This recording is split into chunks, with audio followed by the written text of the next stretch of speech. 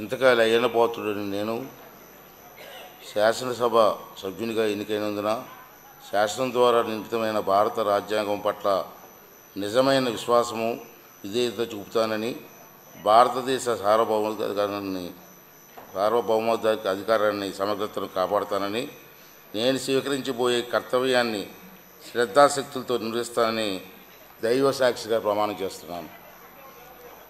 ఆంధ్రప్రదేశ్ శాసనసభ సభ్యుడైన నేను, ఇంతకాలైన పోతుడైన నేను సభ నియమాలను కట్టుబడి ఉంటానని, వాటిని అనుసరిస్తానని, సభ మర్యాదలను పాటిస్తానని, సాంప్రదాయాలను గౌరవిస్తానని దైవ సాక్షిగా ప్రమాణం చేస్తున్నాను. శ్రీ బాలకృష్ణ నందమూరి.